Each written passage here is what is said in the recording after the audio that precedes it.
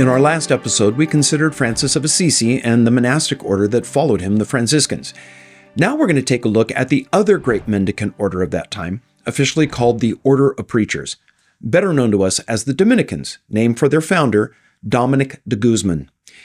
Dominic was born in Calleruga, in the region of Old Castile, Spain, in 1170. His mother was pious and named him after a local saint who served as the abbot of a nearby monastery in 𝙒𝙗𝙗, a century before. An early biographer says that Dominic's mother was barren, went to the abbey at 𝙒𝙗𝙗 in hopes that a miracle would allow her to have a child. When she became pregnant, she decided if the child was a boy that she would name him after the monastery's storied and saintly abbot. Well, the legend goes that while there in 𝙒𝙗𝙗 seeking her miracle, she had a vision of a dog leaping from her womb with a torch in its mouth. The dog ran to and fro across the earth, setting it on fire. All this plays into Dominic's career and the name of the order that he founded, the Dominicans, which sounds like the Latin Domini Canus, which is dog of the Lord. That image ends up being a kind of, logo for the Dominicans. Dominic received his early education from his uncle, a priest, before attending the University of Palencia. During his university years, Dominic demonstrated both academic excellence and extraordinary compassion. One story says that during a severe famine, Dominic sold the books that he regarded as precious to help feed the poor.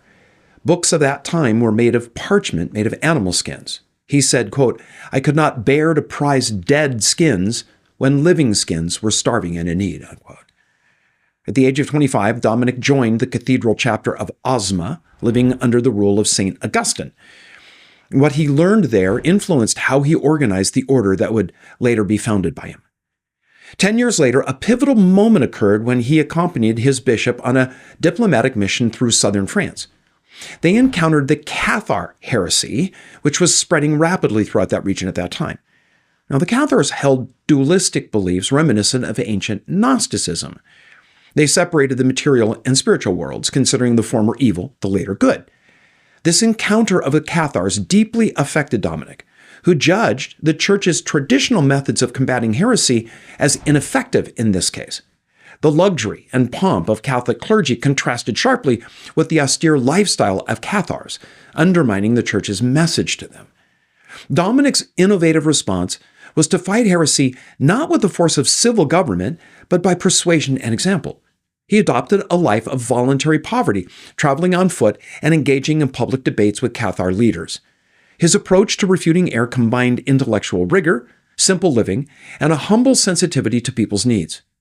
In a word, Dominic was a pastor who aimed to protect God's flock from the dangerous predations of wolfish false teachers. Now, this method of dealing with the Cathars proved remarkably effective. Dominic understood that to combat heresy successfully, preachers needed both solid theological training and genuine humility, which he thought was best expressed by Francis's embracing of mendicancy. That is, you'll remember, voluntary poverty. All of this was fundamental to the soon-to-be-founded Dominican Orders character. We're going to come back to the Cathars in a later episode. In 1213, Dominic visited Rome during the Fourth Lateran Council, and he was encouraged by Pope Innocent III in his apologetic work, but was refused in his request to start a new monastic order. The Pope suggested that he instead join one of the existing orders. Since a Pope's suggestion is really a command, Dominic chose the Augustinians. Dominic's Cathar converts were his most zealous supporters. They wanted to be enlisted in a resistance to their one-time fellow Cathars.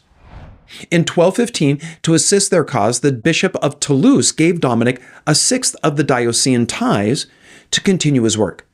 Another supporter gave Dominic a house in Toulouse so that he could live and work at the center of the controversy. But Dominic envisioned a group of educated preachers who would spread the gospel. He returned to Rome a year later, staying for half a year. The new Pope Honorius III granted his petition to start a new order. Originally called the Order of Preachers, it was the first religious community dedicated to preaching. The order grew rapidly in the 13th century, gaining 15,000 members in over 500 houses by the end of the century. The order's most innovative features included, number one, an emphasis on study and preaching. Number two, a democratic governance by elected superiors. 3, a flexible approach to their vowed poverty so that it wouldn't hinder their priority as preachers of the gospel. The order's plan was revolutionary. Dominic created the first religious order to make theological education central to its mission. The Dominicans took the contemplative aspects of the monastery out into daily life in the world. To the priority of prayer, which you'll remember was at the very core of the monk's life, was added preaching by the Dominicans. Dominic's lasting contribution was his emphasis on education. He sent his friars to study at the great universities of Europe, establishing houses near major academic centers. This commitment to learning helped create some of the medieval period's greatest scholars, including Albertus Magnus and Thomas Aquinas. The Dominican system emphasized, first, systematic theological study, second, training in preaching and argumentation, third, integration of faith and reason, and fourth, the development of critical thinking skills. This educational model proved so successful that it influenced the development of modern university education, especially in the realms of theology and philosophy, but of course bleeding over into all the other disciplines as well. And Dominic began sending monks to start colonies in other areas. The order quickly took root in Paris, Bologna, and Rome. Dominic returned to Spain, where in 1218 he established separate communities for men and women. Now, from France, the Dominicans launched into Germany. They quickly established themselves in Cologne, Worms, Strasbourg, Basel, and some other cities. In 1221, the order was introduced in England and at once settled into Oxford. The Blackfriars Bridge in London carries in its name the memory of their priory there. Dominic lacked the warm, passionate concern for the poor and the needy that had marked his contemporary Francis. But if Francis was devoted to lady poverty, Dominic was pledged to Sir Truth. If Francis and Dominic were part of a cruise ship's crew, Francis would be the activities director, Dominic the lawyer. An old story illustrates the contrast between these two. Interrupted in his studies by the chirping of a sparrow, Dominic caught it and plucked it. Francis, on the other hand, is revered for his tender compassion and care for all things. To this day, he's represented in art with a bird perched on his shoulder. Dominic was resolute in purpose, zealous in propagating theological orthodoxy, and devoted to the church and its hierarchy. His influence continues through the organization that he created. Well, Dominic died at Bologna in August of 1221. His tomb is decorated by the artwork of Nicholas of Pisa and Michelangelo. Compared to the speedy recognition of Francis as a saint only 2 years after his death, Dominic's took 13 years. Still a quick canonization. At the time of Dominic's death, the preaching monks, or friars as they were called, had 60 monasteries and converts scattered across Europe. A few years later, they'd pressed into Jerusalem and deep into the north. Because the Dominicans were the Vatican's preaching authority, they received numerous privileges to carry out their mission any and everywhere. Mendicancy, that is, begging as a means of support, was made the rule of the Dominican order in 1220, just a year before he died. Dominic was impressed by Francis' example and made his order mendicants as well. But mendicancy was never regarded as a founding principle of their order, as it had been for the Franciscans. The obligation of corporate poverty was revoked in 1477. Dominic's last exhortation to his followers was that they should love, serve humbly, and live in poverty. But it seems all of that was set aside not long after he was out of the picture. Unlike Francis, Dominic didn't require manual labor from the members of the order. He substituted study and preaching for labor. The Dominicans were the first monastics to adopt rules for studying. When Dominic founded his monastery in Paris and sent 17 of his order to staff it, he told them to, quote, study and preach, unquote. A theological course of 4 years in philosophy and theology was required before a license was granted to preach, and 3 years more of theological study followed that. Preaching and the saving of souls were defined as the chief aim of the order. No one was permitted to preach outside the cloister until he was 25 years of age, and they were not to receive money or other gifts for preaching except food. Vincent Ferrer and Savonarola were the most renowned of the Dominican preachers of the Middle Ages. The mission of the Dominicans was mostly to the upper classes. They were the patrician order, if you will, among the monastics. Dominic would likely have been just one more nameless priest among thousands of the Middle Ages, had it not been for that fateful trip to southern France where he encountered the Cathars.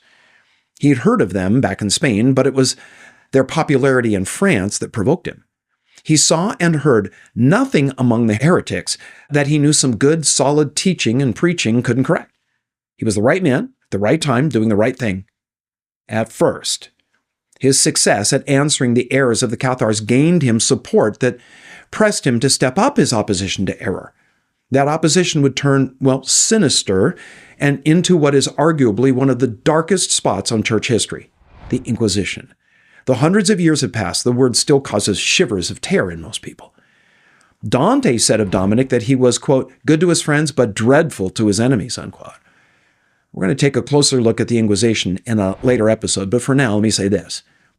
In 1232, the conduct of the Inquisition was committed to the care of the Dominicans. Northern France, Spain, and Germany all fell to their lot. The stern 𝙒𝙗𝙪𝙧 was a Dominican, and the atrocious measures which he employed to spy out and punish theological and ecclesiastical dissent left an indelible blot on the order. As mentioned earlier, the order's device or emblem was a dog with a lighted torch in its mouth. The dog represented the call to watch, the torch, to illuminate the world. A painting in their convent in Florence represents the place that the order came to occupy as hunters of heretics. It portrays dogs dressed in Dominican colors chasing away heretic foxes. All the while, the Pope and Emperor, enthroned and surrounded by counselors, looks on with satisfaction. As we end this episode, let's review how the Mendicants differed from previous monasteries and monks. First, the Mendicant Orders of friars differed from previous monastics in that they were committed not just to individual, but to corporate poverty. The mendicant houses drew no income from rents or property. They depended on charity. Second, while till the Franciscans and Dominicans, monks lived in cloistered communities, keeping mostly to themselves until it was time to conduct business with the outside world, the friars weren't sequestered in monastic communes. Their task was to be out and about in the world preaching the gospel. Because all of European society was deemed to be Christian, the mendicants took the entire world as their parish. Their cloister wasn't the halls of a monastery or a convent, it was the public marketplace. Third, the rise of universities at this time presented both the Franciscans and Dominicans with new opportunities to get the gospel message out by educating Europe's future generations. Fourth, the Mendicants promoted a renewal of piety by the tertiaries. That's those third-level orders that they set up, which allowed lay people an opportunity to attend a kind of, monk camp, if you will. Fifth, the Mendicant Orders were directly answerable to the Pope rather than local bishops or intermediaries who often used orders of monks to their own political and economic ends. Sixth, the friars composed an order and organization of more than a specific house as the previous orders had done. Before the Mendicants, monks and nuns joined a convent or monastery. Their identity was wrapped up in that specific cloister. The Mendicants joined an order that was spread over dozens of houses. Monks' obedience was not to the local abbot or abbess, but to the order's leader. Now, besides the Dominicans and the Franciscans, other mendicant orders were the Carmelites, who began as hermits in the Holy Land in the 12th century, also the hermits of St. Augustine, and the Servites, who'd begun under the Augustinian rule in the 13th century but became mendicants in the 15th.